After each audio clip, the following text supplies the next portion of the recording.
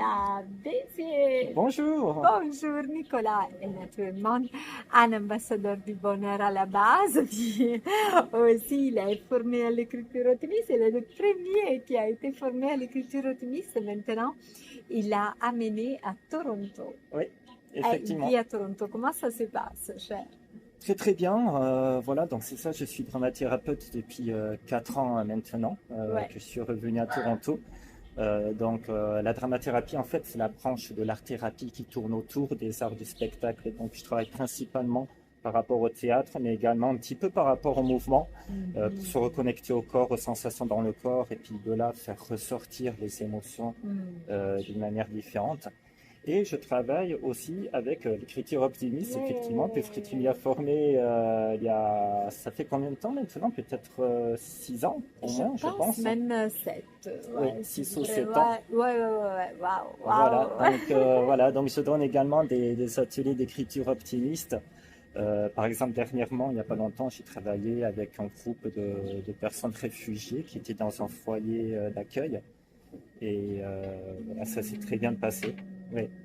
Oh, je suis trop contente, vraiment trop contente. Et d'ailleurs, tu as un autre projet prochainement avec le livre Le défi optimiste 21 jours de bonheur en anglais. Tu vas faire quoi? Oui, effectivement. Ça va être en Ah non, en français. français. Ça va être en En français français. parce qu'il y a quand même une toute petite communauté francophone à Toronto. Donc, il y a par conséquent un conseil scolaire francophone. Et voilà, le projet est de mettre en place l'atelier du défi optimiste avec des élèves qui ont à peu près entre 8 et 10 ans et de le faire en partenariat avec un centre, avec une résidence en fait pour personnes aînées avec lesquelles je travaille aussi, qui s'appelle le Centre d'accueil héritage. Et donc, on ferait un groupe qui mélangerait à la fois les enfants et les seniors. Où ils travailleraient ensemble et ça permettrait de voir d'un point de vue transgénérationnel le regard de chacun. Et ce qui est intéressant, c'est aussi bon, non seulement cet aspect-là, quelque part, se mettre à la place de l'autre génération, mais ça permettrait aussi, par exemple, aux aînés qui n'ont pas la chance d'avoir de famille ou qui voient leurs petits-enfants très très rarement, Oui. ou alors effectivement pour des enfants qui n'auraient pas eu la chance de connaître leurs grands-parents, ça permettrait voilà, d'avoir comme un substitut, comme un membre de plus de la famille en fait, avec qui ils pourraient partager. Et ça pourrait être intéressant par rapport à ça aussi également. Et même pour les enfants, parce que des fois, il y a des enfants qui sont immigrés, et donc ils adoptent des grands-parents. Exactement, Donc, tout à fait, et effectivement. en effet, les défis consistent à 21 défis par jour pour acquérir l'habitude de l'optimisme. Donc, Oui, le fait de les mettre ensemble, ça leur permet aussi de changer. Et tout un à fait, même défi vécu par des générations différentes peut c'est avoir ça. des nuances différentes et ça peut être très enrichissant pour les deux. Exactement, ils peuvent apprendre l'un de l'autre. Les Exact. plus jeunes peuvent s'inspirer de la sagesse des plus anciens, Mhm. avoir une petite idée un petit peu de quelles étaient leurs valeurs à leur époque, etc. Bien sûr. Et également pour les personnes âgées, leur donner une petite seconde jeunesse, en fait, de par l'énergie des plus jeunes. Puis un des défis, c'est faire un compliment. Alors je voudrais Pierre, toi, tu me raconteras de Ouais, quelle manière les enfants ont fait des compliments, les aînés ont fait des compliments. Tu sais que je ouais. viens de découvrir qu'il y a une page Instagram d'un monsieur qui s'appelle Monsieur Compliment, Ah bon, ok, qui fait des compliments partout. d'accord. Et c'est super intéressant maintenant. Je lance ça parce que je viens vraiment de le découvrir. Mais je trouve qu'on a tous besoin de recevoir des compliments sincères. Ouais, Et, effectivement, souvent on a tendance à se focuser plus sur les négatifs, exact. sur ce qui nous énerve chez quelqu'un ou autre, et même par rapport à soi-même.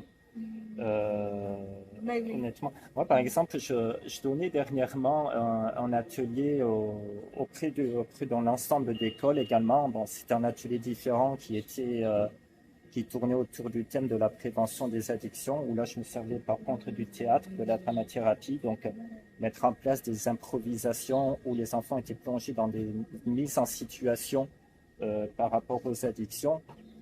Et sur la fin, je leur faisais comprendre que je leur posais la question, alors qu'est-ce qui, selon vous, peut empêcher quelqu'un de basculer dans les addictions? Donc là, ils parlaient de, voilà, de faire attention de qui on s'entoure, l'influence de l'entourage, trouver moyen de s'occuper avec des activités qui vont être plus enrichissantes, des activités artistiques, des activités sportives ou autres. Et je leur disais toujours aussi également de prendre conscience de vous, de vos valeurs, de votre propre pouvoir. Parce qu'il y a souvent les personnes qui basculent dans les addictions ou autres, ça résulte souvent d'un manque de confiance en soi, d'un manque d'estime de soi. Souvent, ils ont vécu des traumas étant jeunes, etc. Donc, j'insistais sur le fait de, voilà, et sur la fin, je leur demandais quel est votre super pouvoir, quelle est votre force intérieure, en fait, et de se pencher sur cette question. Même de le faire chez eux, cet exercice, même de l'écrire sur un post-it, voilà quelle est leur plus grande qualité, quitte à mettre l'afficher sur leur mur, et puis à chaque fois qu'ils passaient devant, qu'ils lisaient le mot sur le post-it, voilà, que ça leur rappelle, voilà, ça c'est moi, c'est ce que je veux être, ce que je veux rester, ça me représente. Et ça, c'est quelque chose qui peut les booster. Donc en parlant de compliments aussi, c'est très important aussi d'apprendre à se complimenter soi-même. Puis, c'est drôle que tu dises ça parce que je viens de connaître une femme merveilleuse qui s'appelle Isabelle Verdier et qui a écrit un livre qui s'appelle Les Pas Mal. C'est une bande dessinée. Alors, il y a toutes sortes de personnages qui ont chacun un gros défaut. D'accord. Mais leur gros défaut devient quelque part leur super pouvoir parce qu'il est entouré de qualités qui sont liées. Oui. C'est comme la nuance positive de leur défaut. Donc, ne pas avoir peur de son super défaut, C'est vrai. qui peut devenir son super pouvoir si c'est bien, si c'est accepté d'abord. Ça ne veut pas dire de triompher sur ça, mais de vraiment essayer de voir aussi toutes les nuances positives, essayer de les enrichir et de les valoriser aussi. Tout à fait. C'est ça. Tout comme des fois, il y a des caractéristiques, dépendamment du point de vue que l'on a, de là où on se place, c'est difficile de savoir si on le perçoit comme une qualité ou un défaut, comme par exemple la sensibilité. Oui. Peut être parfois vu comme fragilisante ou quelque chose comme ça, alors que non, au contraire, être sensible, c'est une force, quoi. Ça permet de développer de l'empathie, ça permet de se mettre à la place de l'autre, et puis même de développer des petites qualités extrasensoriales aussi également. Donc, Waouh, ça c'est intéressant aussi, mais c'est bon là-dedans. Là, Les Pas Mal aussi, c'est un livre que je devrais te passer. Je suis preneur. Écoutez, on est super heureux alors d'avoir ici Nico. On est au café, dans la belle terrasse du café Ingamba sur Saint-Viateur et on te souhaite de revenir bientôt à embellir Montréal aussi. Oui. Pas juste Toronto. Promis. Ça marche. Ciao. À bientôt, au revoir.